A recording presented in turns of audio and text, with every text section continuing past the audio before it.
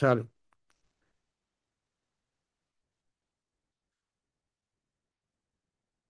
చూసినట్లయితే ఈ ఈ అధ్యాయంలో మొత్తం మూడు విషయాలు ఇక్కడ ప్రభు ఇక్కడ బయలుపరుస్తూ ఉంటున్నాడు. ఒకటి ఏంటంటే మత్తయి సువార్త 6వ అధ్యాయం 3వ వచనంలో, నీవైతే ధర్మం చేయనప్పుడు నీ ధర్మము రహస్యముగా ఉండు నిమిత్తము నీ కుడి చేయి చేయనది నీ ఎడమ చేతికి తెలియకుండా ఉండవలను.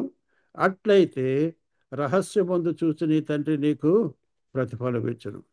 నీవైతే ధర్మం చేయనప్పుడు, ధర్మం చేసేటప్పుడు మనం బోర ఊదించుకునేటువంటి వారంగా ఉండకూడదు. నేను అది చేశాను, ఇది చేశాను, వాళ్ళకి ఆ సహాయం చేశాను, ఈ సహాయం చేశాను అనేటువంటి విషయం అది ఎప్పుడు కూడా మన దృష్టిలో ఉండకూడదు. నీ కుడి చేయి చేసేది నీ ఎడమ చేతికే తెలియకుండా ఉండాలని ప్రభు హెచ్చరిక చేస్తున్నాడు, శిష్యులకు హెచ్చరిక చేస్తూ ఉంటున్నాడు. కాబట్టి ఇక్కడ ఏమైందంటే పరలోకమందు ఉన్నటువంటి నీ తండ్రి నీకు ప్రతిఫలం ఇచ్చేటట్లు నువ్వు రహస్యంగానే ధర్మం చేయాలి. మొదటి విషయం అది. రెండో విషయం చూసినట్లయితే 5వ వచనంలో చూస్తున్నాం.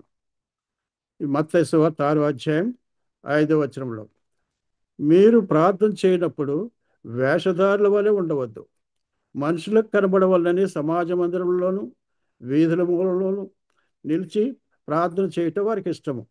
వారు తమ ఫలం పొంది ఉన్నారని నిశ్చయముగా మీతో చెప్తున్నాను.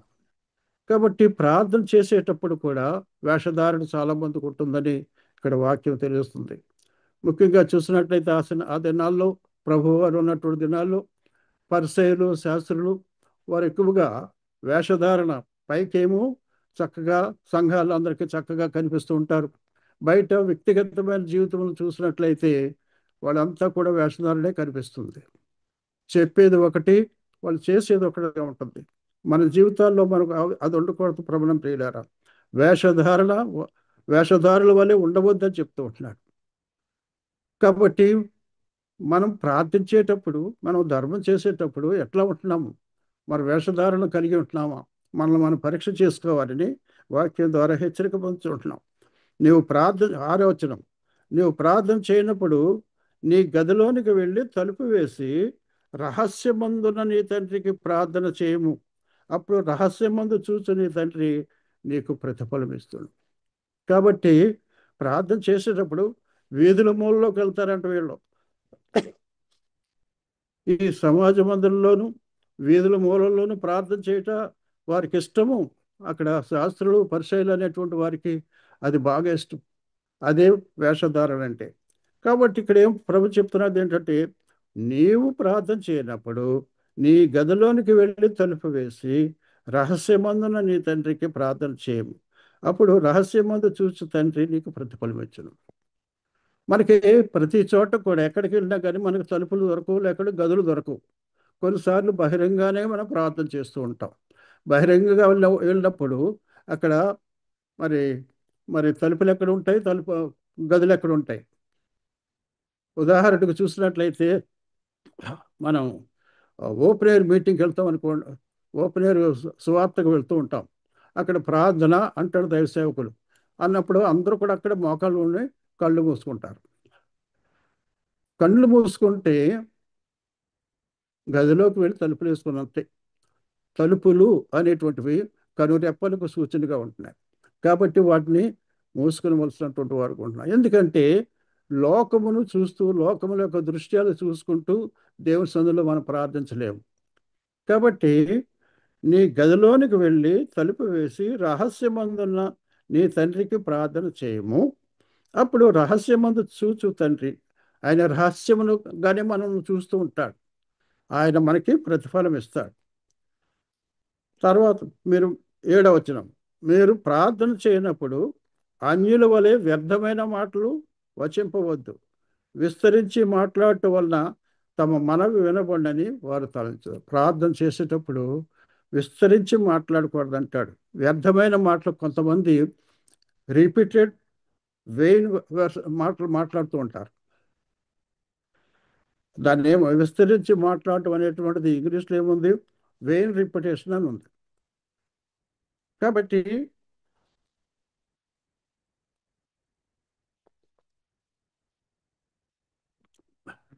వ్యర్థమైన మాటలు ఎన్నో ఉంటాయి. ఉదాహరణకు చూసుకున్నట్టయితే ప్రార్థనలో ఓ తండ్రి ప్రభువ రక్షకుడా, తండ్రి రక్షక నీ అని చెప్పేసి ఎన్నోసార్లు ప్రభువును తండ్రి ప్రభు అంటూనే ఉంటారు. తర్వాత అసలు ప్రభువు నన్ను రక్షించు, నన్ను కాపాడు అంటూ ఉంటారు.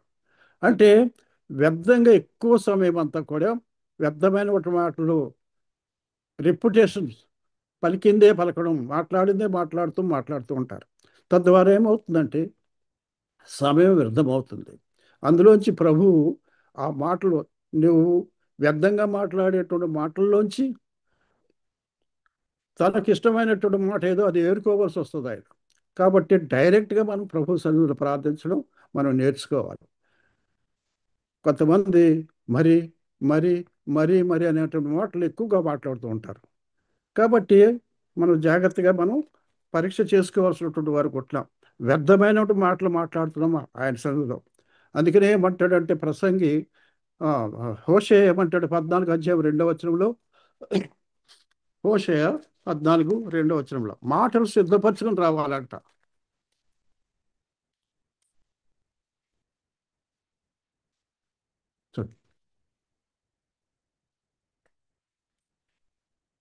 Take with you words ఆ, and turn to the Lord. Say unto me, take away all iniquity and receive us graciously. ఆ, So will we render the calves of our lips.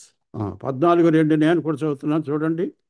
మాటలు సిద్ధపరచుకొని యెహోవా యొద్దకు తిరుగుడి. మీరు ఆయనతో చెప్పవలసినదేమనగా, మా పాపములన్నిటినీ పరిహరింపుము. ఎడ్లకు బదులుగా నీవు మా పెదవులను నీ నీకు మా పెదవులు అర్పించుచున్నాము. నీవు అంగీకరింపదగినవి అవే మాకున్నవి. కాబట్టి మాటలు సిద్ధపరచుకోవాలి. అదేవిధంగా ప్రసంగి ఏమంటాడు చూడండి. ప్రసంగి 5 అధ్యాయం 2వ వచనం.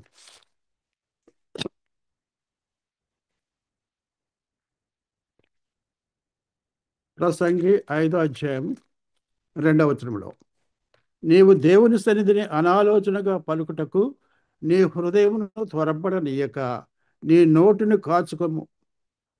దేవుడు ఆకాశమందున్నాడు, నీవు భూమి మీద ఉన్నావు, కావున నీ మాటలు కొద్దిగా ఉండవాలి. Be not rash with thy mouth, and let not thine heart be hasty to utter anything before God. For God is in heaven, and thou upon earth. Therefore let thy words be few. కాబట్టి మాటలు మనకి చిన్నగా కొద్దిగా ఉండాలి, క్లియర్గా ఉండాలి. మాట్లాడేది సూటిగా ప్రభువుకు ఏది మనకి ఏది కావాలో దాన్ని ప్రభుకు సూటిగా చెప్పాలి. అంతేగాని వ్యర్థమైనటువంటి మాటలన్నీ కూడా మధ్యలో మనం పెట్టకూడదు. ప్రభునం ప్రియులారా, ఏమంటాడు, మీరు ప్రార్థన చేయనప్పుడు అన్యజనుల వలె వ్యర్థమైన మాటలు వచ్చింపవద్దు. విస్తరించి మాట్లాడటం వలన తమ మనవి వినబడని వారు తలంచుతున్నారు. మీరు వారి వలె ఉండకూడదు. అన్యజనులు అంటే క్రిస్టియన్స్ కానటువంటి వారందరూ కూడా అన్యులే, విశ్వాసులు కానటువంటి వాళ్ళందరూ కూడా అన్యులే. కాబట్టి వాళ్ళ వలె మన ఇష్టం వచ్చినట్టు మనం మాట్లాడకూడదని ప్రభు హెచ్చరిక చేస్తూ ఉంటున్నాడు. మీరు మీ తండ్రిని అడుగుమనిపై మీకు అక్కడిగా ఉన్నవేవో ఆయనకు తెలియను, కాబట్టి మీరు ఇలాగూ ప్రార్థన చేయుడి. ఏమంటున్నాడు 9వ వచనంలో, మీరు ఇలాగూ ప్రార్థన చేయండి.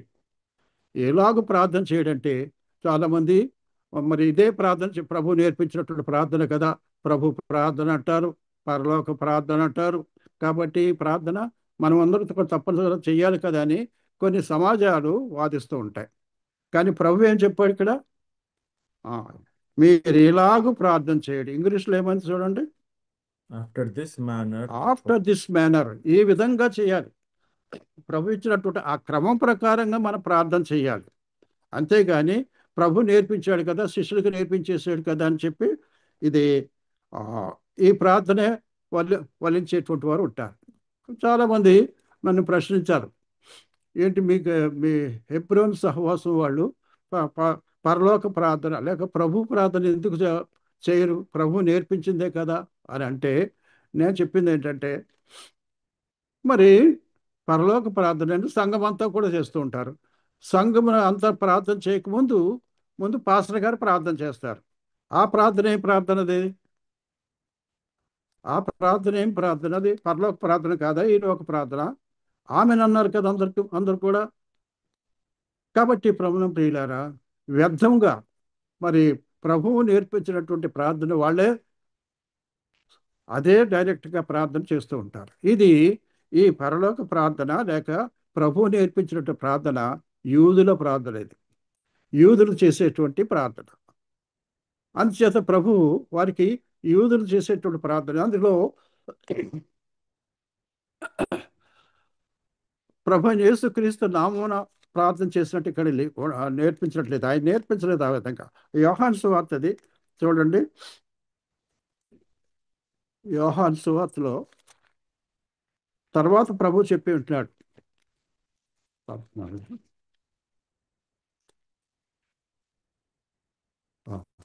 యోహాను సువార్త 16 అధ్యాయం 24 వచనం. ఇదివరకు మీరు ఏమీ నా పేరట అడగలేదు, మీ సంతోషం పరిపూర్ణమగినట్లు అడుగుడి మీకు దొరుకును. అదే యోహాను సువార్త 14 అధ్యాయం 14 వచనంలో, నా నామమున మీరు నన్ను ఏమడిగినాను నేను చేతును. కాబట్టి అందుచేతనే మనం ప్రార్థన చేసేటప్పుడు ఏ ప్రార్థన చేసినా ఆరాధన చేసినా యేసు క్రీస్తు నామమునే, యేసు క్రీస్తు ద్వారానే మనం చేయవలసినటువంటి వారు కొంటున్నాం. కాబట్టి బ్రహ్మ ప్రియులారా, అది త్రూ ప్రాపర్ ఛానల్ మనం డైరెక్ట్గా దహించు అగ్ని లాంటి దేవుని దగ్గరికి మనం డైరెక్ట్గా చేరలేము. ప్రభు యేసు క్రీస్తు వారిని మధ్యవర్తిగా మన మధ్యగా పంపించాడు కాబట్టి ఆయన ద్వారానే మనం ప్రార్థన చేయవలసినటువంటి వారు కొంటున్నాం. ఆయన నామంలోనే ప్రార్థన చేయవలసినటువంటి వారు కొంటున్నాం. డైరెక్ట్గా ఈ విధంగా ఈ పరలోక ప్రార్థన లేక ఈ శిష్యుడికి నేర్పించినటువంటి ప్రార్థన చేసి మనం ముగించడం కాదు. యేసు క్రీస్తు నామమున ప్రార్థించవలసినటువంటి వారు కొంటున్నాం. తర్వాత చూసినట్లయితే ఇందులో 14 వచనంలో చూస్తున్నాం. 6 అధ్యాయం 14 వచనం. మనుషుల అపరాధములను మీరు క్షమించిన యెడల మీ పరలోకపు తండ్రి మీ అపరాధములను క్షమించము. ఏమన్నాడు? మమ్మల్ని శోధనలోకి తేక మమ్మల్ని దుష్టు నుంచి తప్పించము. తర్వాత 12 వచనంలో, మా రుణస్థులను మేము క్షమించిన ప్రకారము మా రుణను ప్రక్షమించము. ఏమంటాడు? మా రుణస్థులను క్షమించిన ప్రకారం మేము ఎవరినైతే క్షమించామో, మాకు ఎవరైనా విరోధంగా పనిచేసి ఉంటున్నారో, లేకుంటే ఎవరైనా కానీ మాకు వచ్చి ఉంటున్నారు, వాళ్ళని క్షమించిన ప్రకారం నువ్వు కూడా మమ్మల్ని కూడా క్షమించమని ప్రార్థన చేయాలి. వాళ్ళని క్షమించకపోతే మనకు కూడా క్షమాపణ కలగదు. ఒకరిని క్షమించము, మనం క్షమాపణ అడుగుతూ ఉంటాం ప్రభు దగ్గర. అది వ్యర్థమైనటువంటి ప్రార్థన. కాబట్టి ప్రభువును ప్రియులారా, ఇక్కడ చూస్తే ఒక ఉదాహరణ ప్రభు చెప్పాడు కదా. ఉదాహరణ మత్తయి సువార్తలో 18 అధ్యాయంలో చెప్పాడు. అది చూడండి, క్లుప్తంగా చెప్తాను ఆ మాట, నాకు ఇచ్చిన సమయం సంకుచితం. మత్తయి సువార్త 18 అధ్యాయంలో ఒకరికి అచ్చున్నాడు. ఎంత? 10,000 తలాంతులు అచ్చున్నాడంట. 18 అధ్యాయము 21 నుంచి 24 వచనం చూడండి. అతడు లెక్క చూసుకొని మొదలుపెట్టినప్పుడు అతనికి 10,000 తలాంతులు అచ్చి ఉన్న ఒకడు అతని ఎద్దకు తేబడు. మత్తయి సువార్త 18 అధ్యాయం 24 వచనం. 10,000 తలాంతులు అచ్చి ఉన్నాడు. అయితే అతడు, నాకు నీ భార్య బిడ్డలను అందరూ కూడా అమ్ముకో, నీకున్నది ఎంత కూడా అమ్ముకుని నా అప్పు తీర్చమన్నాడు. 10,000 తలాంతులు అంటే ఎంత? ఒక్కొక్క తలాంతు 3,600 రూపాయలని ఆ దినాల్లో చెప్పబడింది. 10,000 తలాంతులు అంటే 3,60,00,000 అచ్చి ఉన్నాడు. 3,60,00,000 అచ్చి ఉన్నాడు. అయితే అతను క్షమించమని అడిగాడు. ఇప్పుడు నేనేం కట్టలేను కాబట్టి క్షమించమని అడిగితే అతన్ని క్షమించేశాడు. అయితే వాడు వెళ్ళి, వానికి ఇంకొక దాసుడు ఉన్నాడు, వాడు 100 దేనారాలు అచ్చి ఉన్నాడంట. 100 దేనారాలు అంటే, దేనారం అంటే ఇంచుమించు ₹1 అని కింద రాయబడింది. కాబట్టి 100 దేనారాలు అంటే ₹50 అచ్చి ఉన్నాడు. వాడి దగ్గరికి వెళ్ళి వాడిని గొంతు పట్టుకుని, నీ వచ్చినది చెల్లించు, లేనట్లయితే నిన్ను చెరసాల్లో వేస్తానని చెప్పి చెరసాల్లో వేయించాడు. ఆ విషయం తెలిసినటువంటి వాళ్ళు వచ్చి ముందు ఈ ఆ, మూడు కో 3,60,00,000 అప్పు తీర్చి క్షమించినటువంటి వారి దగ్గరికి వెళ్ళారు, వెళ్ళి చెప్పారు. కాబట్టి ఈ విధంగా మనం మనం ఒకరిని క్షమించలేం, కానీ మన పాపములు క్షమించమని, మన తప్పిదములు క్షమించమని దేవుని సన్నిధిలో మొరపెట్టడం అది వ్యర్థము, వ్యయం అది. కాబట్టి ఇక్కడ చూసినట్లయితే మనుషుల అపరాధములు మీరు క్షమించిన యెడల మీ పరలోకపు తండ్రియు మీ అపరాధములను క్షమించును. ప్రభు ఖచ్చితంగా చెప్పాడు. కాబట్టి క్ష- మన అపరాధములు మనం మనకు మనకు విరోధంగా పనిచేసినటువంటి వారిని మనం క్షమిస్తే, మనం దేవునికి విరోధంగా ఎన్నో పాపములు చేస్తాం. వాటిని ప్రభు క్షమించగలడు మనం ప్రార్థన చేసినప్పుడు. కాబట్టి మీరు మనుషుల అపరాధములను క్షమింపకపోయిన యెడల మీ తండ్రి మీ అపరాధములను క్షమింపడు. తర్వాత చూసినట్లయితే 16వ వచనం, మీరు ఉపవాసం చేయనప్పుడు వేషధారుల వలె దుఃఖముఖులై ఉండకూడదు. మీరు మొదట మనం చూసి ఉంటున్నాం, నీవు ధర్మం చేయనప్పుడు నీ పొరుగు పక్కవాడు కూడా తెలియదు, నీ కుడి చేయి చేసేది ఎడమ చేయక తెలియకుండా జాగ్రత్తగా చేయాలి. రెండోది, మీరు ప్రార్థన చేసేటప్పుడు వేషధారుల వలె ఉండవద్దు. ఇప్పుడు ఉపవాసం చేసేటప్పుడు వేషధారుల వలె మరలా ఉండవద్దు. ఉపవాసం కూడా వేషధారుల వలె ఉపవాస ప్రార్థన సంఘం కేవలం సంఘం అనౌన్స్మెంట్ చేసి మట్టుకు మాత్రమే, అంతేగాని వ్యక్తిగతంగా మనం ఈవేళ మాకు ఉపవాస ప్రార్థన ఎవరికి చెప్పుకోకూడదు. అది వేషధారణ. ఈవేళ సెలవు కదా, బైబిల్ పట్టుకుని ఎక్కడికి వెళ్తున్నావు అని నీ స్నేహితుడు ఎవరైనా అడిగాడు అనుకో, మేము ఉపవాస ప్రార్థనకు వెళ్తున్నామని చెప్పుకుంటారు. ప్రార్థనకు వెళ్తున్నామని చెప్పుకుంటే చాలు కదా. కాబట్టి వేషధారుల వల్ల ఉండకూడదు. మనం ఉపవాసం చేసేది మనకు తండ్రికి మనకి మధ్యలో ఉండేటువంటి కార్యం, అంతే. మన పరలోకపు తండ్రికి మనకి మధ్యలో ఉండేటువంటి కార్యం మన దేవునికే తెలియాలి. మనం ఉపవాసం చేస్తున్నట్లు ఏం చేస్తారు? ఉపవాసం చేస్తున్నామని చెప్పి తల స్నానం చేసి వచ్చి వెంట్రుకలు సరిగ్గా ముడి వేసుకోక ఇటు అటు చల్లా చెదురవుతుంటే ఊరిక చక్క చేసుకుంటూ సరిగ్గా ఉంటూ ఉంటారు. కాబట్టి ప్రమాణం ప్రియులరా, ఉపవాసం చేసేటప్పుడు ఏమంటున్నాడంటే చూడండి, ఇక్కడ 17వ వచనంలో, ఉపవాసం చేసినట్టు మనుషులకు కనబడవలనని కాక రహస్యమందున్న నీ తండ్రికే కనబడవలనని నీ ఉపవాసం చేయనప్పుడు నీ తల అంటుకొని నీ ముఖము కడుక్కొనము. తల అంటుకొని ముఖము కడుక్కోరు. మన వాళ్ళు ఏం చేస్తారు? తల అంటుకొనిము అని ప్రభు చెప్పాడు కదని తల స్నానం చేసి వస్తారు నూనె పెట్టుకోకుండా. తల అంటుకోవడం అంటే ఏంటంటే నూనె పెట్టుకోవాలని అర్థం. దావీదు అంటాడు, నూనెతో నా తల అంటి ఉన్నావు, నూనెతో నా తల అంటి ఉన్నావు. అంటే నూనె ఈ దినాలు చూసినట్లయితే చాలా మంది తలకు నూనె పెట్టరు, ఆయిల్ అసలు పెట్టరు. కాబట్టి ఆత్మీయంగా చూసినట్లయితే ఆయిల్ అనేటువంటిది పరిశుద్ధాత్మకు సూచనగా ఉంటుంది. ఎల్లప్పుడూ కూడా ఆత్మ నింపుదల మనం కలిగి ఉండాలి, ఆత్మ అభిషేకం మనం కలిగినటువంటి వారు ఉండాలి. అప్పుడే నిజమైనటువంటి ఉపవాసం మనం చేయగలము. ఏమంటాడు?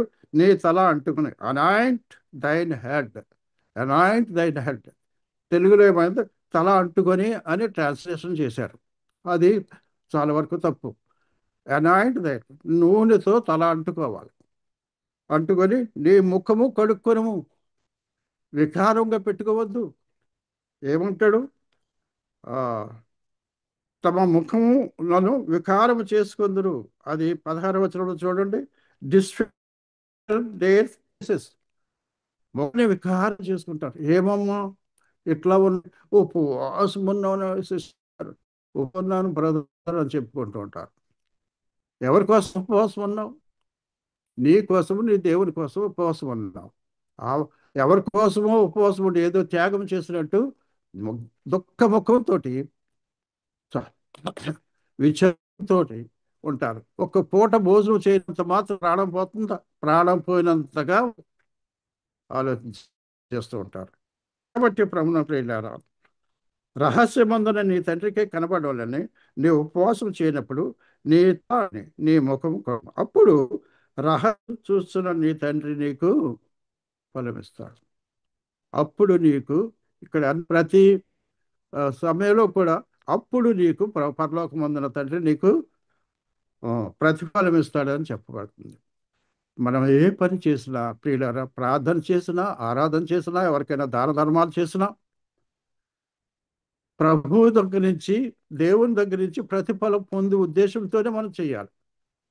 అలాంటప్పుడు మనం ప్రజల ఎదుట మనం వేషధారుల వలె ఉన్నప్పుడు ఈ 3 విషయాల్లో కూడా వేషధారులు మనం చూస్తూ ఉంటాం. శాస్త్రులు పరిచయంలో ఉంటారని అప్పుడు ప్రభు చెప్పాడు. కానీ ఇప్పుడు మన మధ్యలో కూడా అనేక మంది వేషధారులు ఉంటారు.